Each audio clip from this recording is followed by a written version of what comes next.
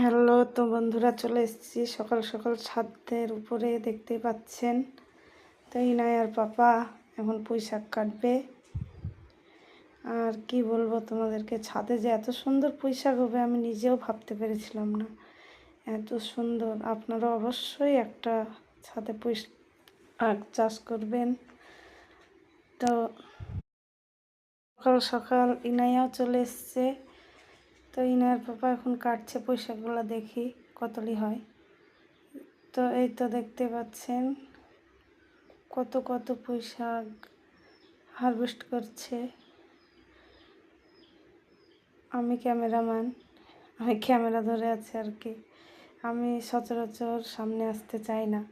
যদি তোমাদের ভালোবাসা ও সাপোর্ট পাই তো অবশ্যই একদিন সামনে আসব।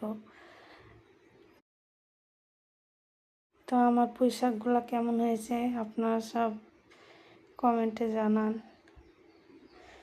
কি ভালো লাগছে তো বন্ধুরা, পুঁইশাকগুলো দেখতেই পাচ্ছেন।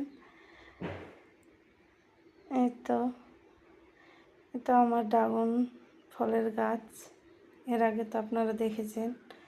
তো কত কত ফুল জালি এত পরিমাণ এবার হয়েছে। গত বছর যেমন অনেক নষ্ট হয়ে গেছিলো, কিন্তু এবার জানি না কেন আমার ভয়েস দিতে খুব ভয় ভয় করে, নার্ভাস ফিল হয়।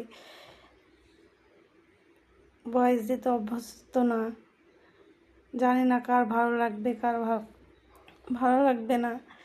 তবে হয়তো প্রথম প্রথম এরকমই নার্ভাস ফিল হয়। তো ড্রাগন গাছগুলো আমার কেমন লাগছে দেখে জানাবেন কমেন্টে। দেখেন আরেকটু আমার জানি আমি বিগত দিনে এগিয়ে যেতে পারি, ভালো লাগে। তো ইনায়া চলে এসছে, দেখতে পাচ্ছ। ইনায়া এখন কান্না করছে, ও এখন ড্রাগনের ফুলগুলো এখন ছিঁড়বে। ওর পাপা মানা করছে, সেই জন্য কত কান্না। আমি আবার পয়সা ফুল ছিঁড়ে দিলাম, ও তো নিবে না। তো বাবা কানে পরিয়ে দিচ্ছে, তাও কান্না। একবার শুধু বলেছে ও এখন ড্রাগন ফুলগুলো ছিঁড়বে, ওকে যদি ছিঁড়তে দেওয়া যেত তাহলে ভালো। বাচ্চারা তো এরকমই হয়, বুঝে না।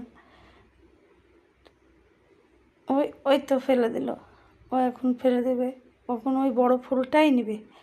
ওর লোক বড় ফুলটার ওপর। তো কি কান্নাটাই না কানলো। ঠিক